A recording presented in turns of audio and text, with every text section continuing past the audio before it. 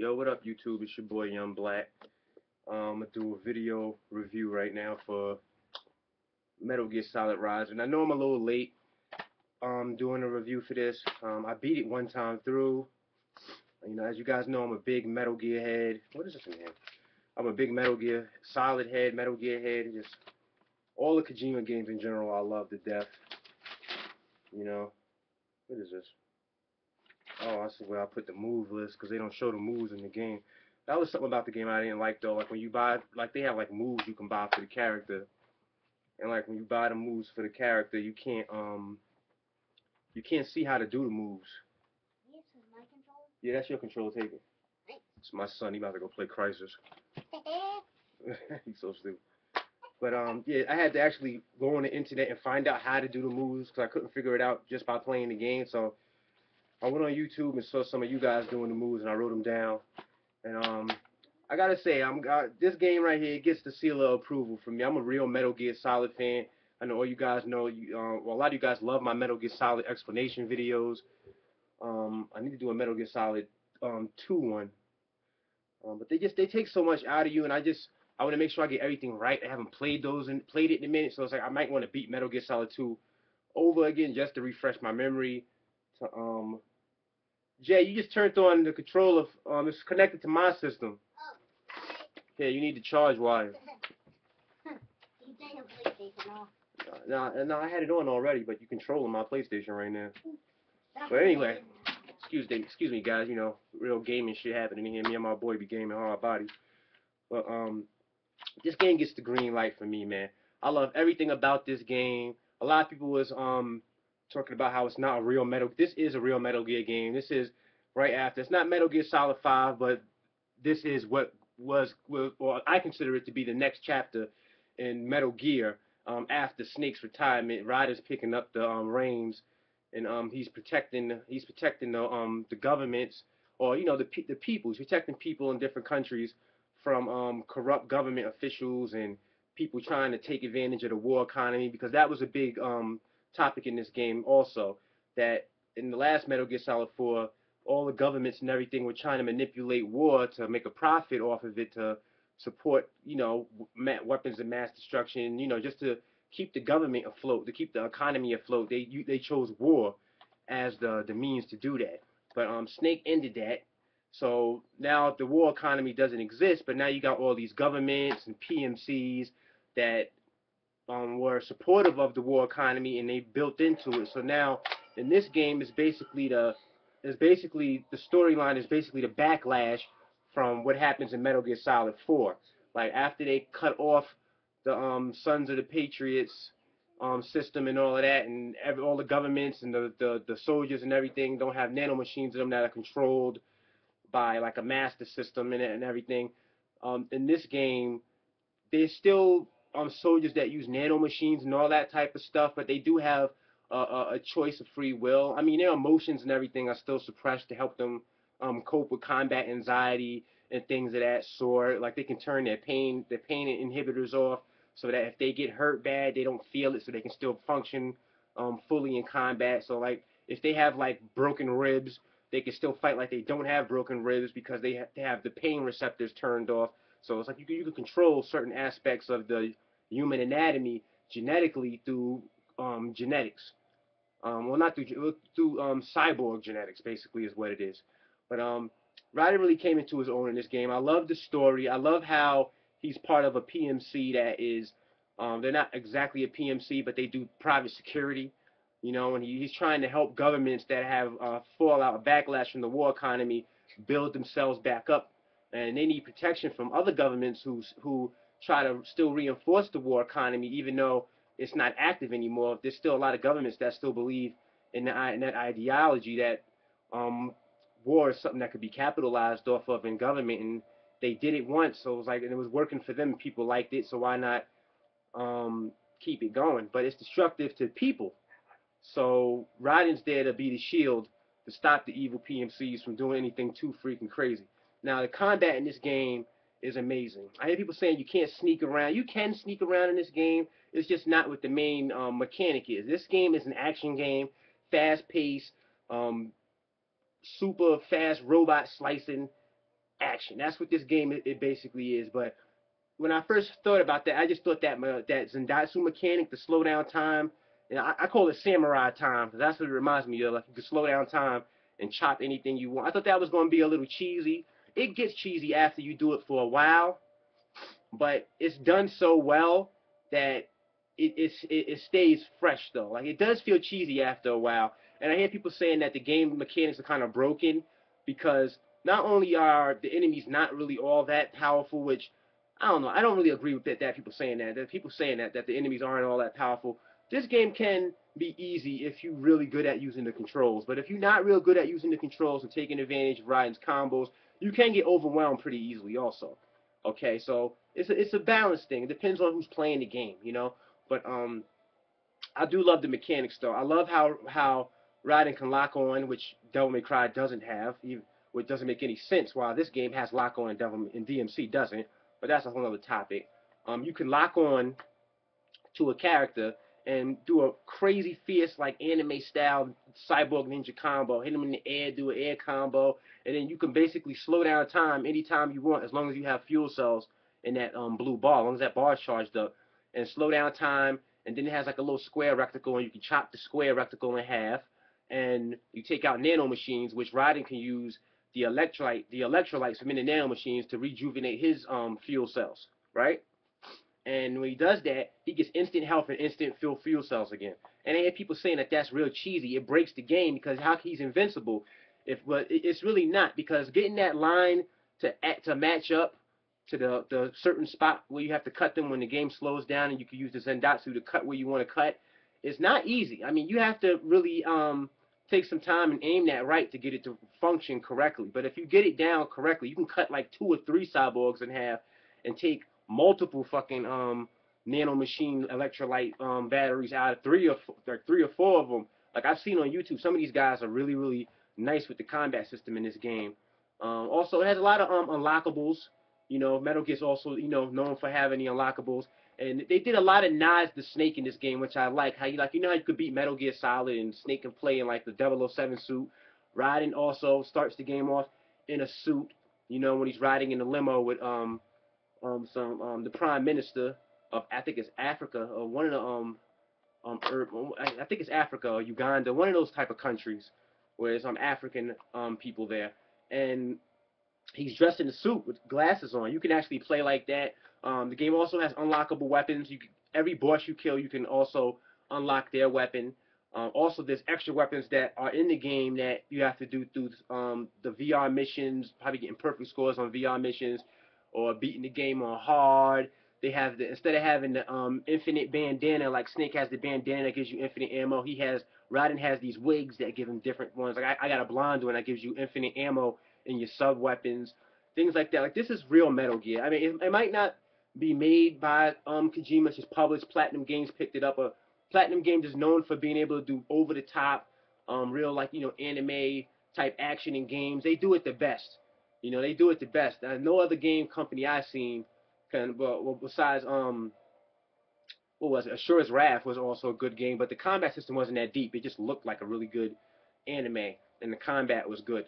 But this plays awesome. Like it works very well. Even if the combat gets stale, you put it down for a little while, you come back to it, and it's fun again immediately. If the game doesn't have a whole bunch of depth to it, like the stages and everything, like there's a lot of invisible walls that pop up during combat, so you can't do too much running around the areas when the combat happens, which I thought was kind of bullshit. But that's a little gripe. That's a little gripe. I love the story for this game. I had people saying the story is a little over the top and dramatic. Well, it's Metal Gear, okay, in the future, where everything is basically a fallout from all those Metal Gear games. This game is the fallout of what happened. And Snake's too old to defend everybody and protect people from the corrupt governments and things like that. So now Raiden has stepped up, to protect people from corruption within politics and government and stuff like that. But there's a lot of little nods in here to Snake also. Raiden's more of an emotional character than Snake was. Snake was hard as nails type of a dude.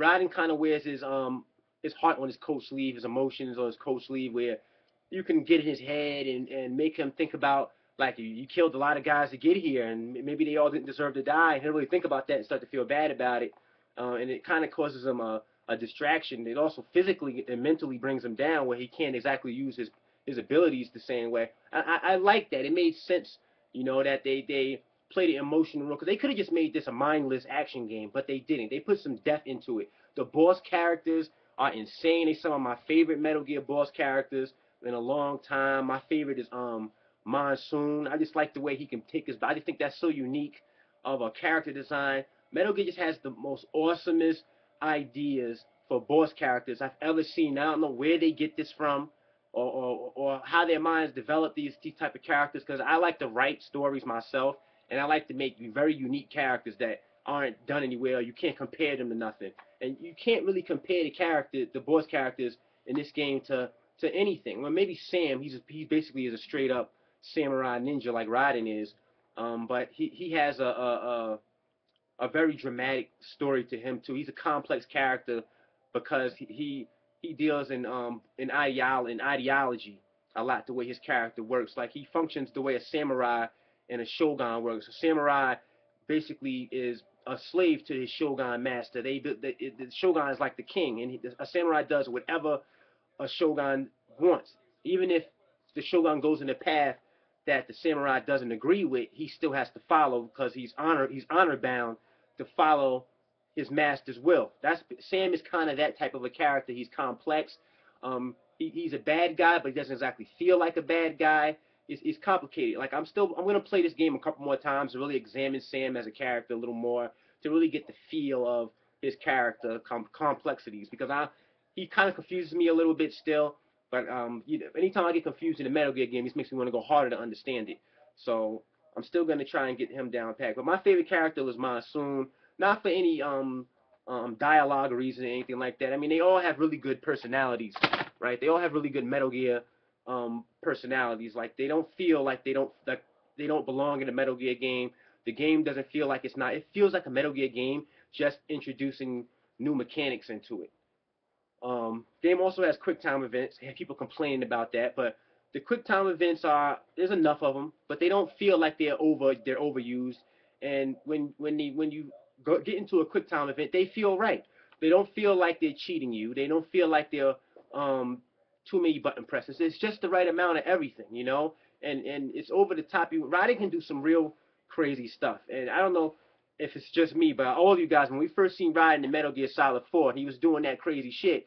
I mean, we were all happy to have Snake, but when you seen that, it was like, wow, I wish I could play with this guy and actually do some of this crazy shit. Well, in this game, you get your wish, because you can do just about everything you've seen him do in Metal Gear Solid 4, the fight scenes he can do in this game, from fighting with the sword in his foot to you can't really run off walls and all that type of stuff, but you can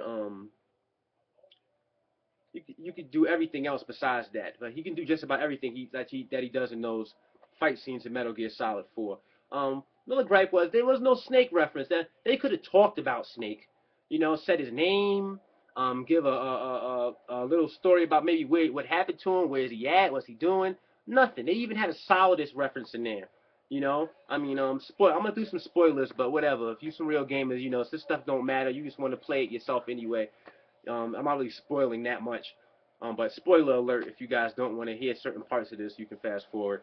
They how Raiden was a child soldier, so that kind of drives him to want to help, so that nobody falls victim to politics and war the way he did. War kind of destroyed his life, so that's one of his motivations to do what he does and be who he is. And they bring that into the storyline in this one, where Desperado, which is the name of the bad PMC, is kidnapping kids and taking their brains and implanting them inside cyborg bodies. And to Raiden, that's the same thing as being a child soldier. Like when he was younger, Solidus was in the Middle East or one of those foreign countries, and he recruited Raiden and a bunch of other kids and made them into child soldiers, and they killed people from the age of like 10 up. And Raiden was one of these soldiers. Then the United States government picked Raiden up and trained him basically to be the next Snake. Well, he thought it was the Patriots picked Raiden up and was training him to be the new Snake, because Snake had left the military after Metal Gear Solid 1, right? Yeah, after Metal Gear Solid 1, he decided he wasn't going to be part of a military unit because everything was corrupt. The Patriots controlled everything. You were just a puppet.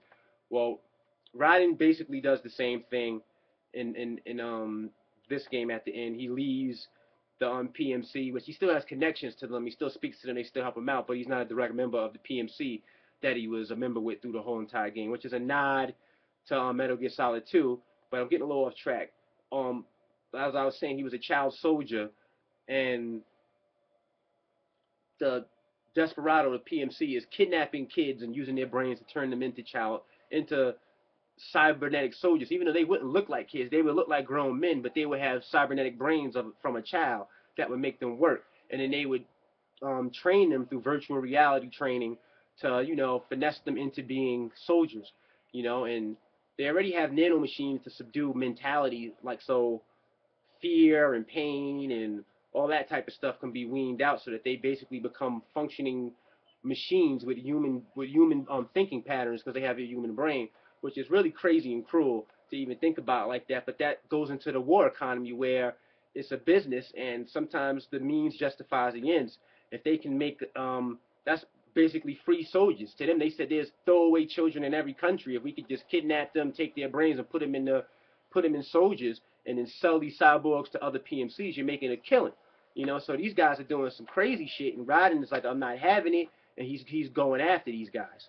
And I like the story because they call the process, the operation of taking the kids' brains and putting them into the cyborgs. They call it I think they call it the Sears Project. And if you guys are Metal Gear Solid fans, you remember in Metal Gear Solid 2, the president of the United States was George Sears, who comes to find out that is Solidus Snake, who they were using as a puppet to be on the seat as president, even though he was controlled by the Patriots. And then when everything went bad in Metal Gear Solid 1, they blamed him for it, and then Solidus ends up going underground, and then you find out that he was a clone, and he was the exact clone of Big Boss. Okay, so he was cloned identically to Big Boss instead of being cloned as a baby like Snake and Liquid and had to grow up. This clone was cloned as a grown man and had a beard and an eye patch. Well, he had both eyes. He had a beard and was an older gentleman when he first was born. But they call it the George Sears Project, and I thought that was cool that they did a nod to Metal Gear Solid 2. But I wanted to see some more nods to Snake. Do something. I mean, they had little things like Raiden hiding in a cardboard box, which felt out of place to me. I mean, he's a ninja. I mean, it didn't make sense, but I mean, it's Metal Gear, so those little things, those little motifs had to be there, I guess. Hiding in the wheelbarrow from Metal Gear Solid 4, hiding in the box. I heard people say, oh, he could use a rocket launcher. That's really not a ninja. He's a cybernetic soldier ninja, so I can understand him running up a wall, sticking the sword in, and pulling out a rocket launcher and shooting it. It's military combat still. He's still fighting military type soldiers, even though they're cybernetic. They still have military military combat skills to how they fight and how they think. But this game is an awesome game. I recommend if you're a Metal Gear fan, get this for your collection. I got a regular copy right here. I went to GameStop and ordered me a special edition because I can't find one anywhere, so it'll be here in a couple days. I'll probably do an unboxing for that, but I don't know. I don't really do unboxings too much anymore because I don't get games the first day anymore because I don't have time to play them the first day. So I just like to buy the game, play enough of it or beat it, and then give you guys a review. But I won't put a review up until I'm sure that I'm ready to put a review up or a story explanation or something like that. So that's why you don't see too many of my videos anymore because I'm busy and I don't have so much time to put into this anymore. But if you're thinking about getting this game, make sure you get it, man. The bosses are amazing. The graphics are really, really good. Little pop-ins here and there, but it's nothing too serious, nothing game-breaking. And it's Metal Gear Solid fanfare for real. Like if you're a Metal Gear fan and you're waiting for Ground Zeroes like I am, this is something to keep you a little preoccupied and keep you in that Metal Gear mythos and have something new to play without us having to go back and play something old. You can just pop this in and get some fresh Metal Gear feel for you until Ground Zeroes get here, because Ground Zeroes is going to be that shit. I'm hoping that they don't release it this year, but it looks like they are. I want them to just wait until PS4 so we can just get an awesome game, hopefully, if everything goes right. But that's what I want them to do. Wait and just put Ground Zeroes on PS4 and we all just suck it up and let the game come out later, but it'll look 3 times more amazing.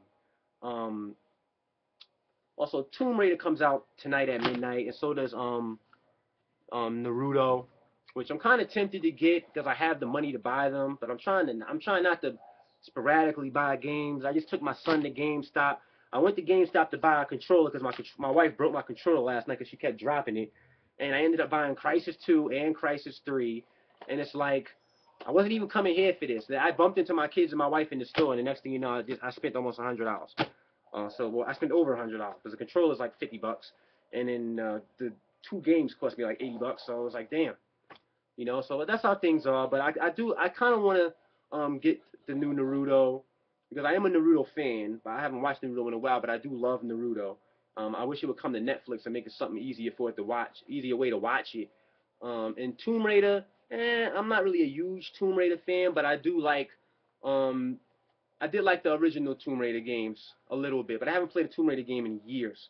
You know, so I'm kind of interested in it because I loved that E3 trailer of the new Tomb Raider when they had it. But I heard that was a big quick time event, and the game doesn't look as good as it did in those trailers.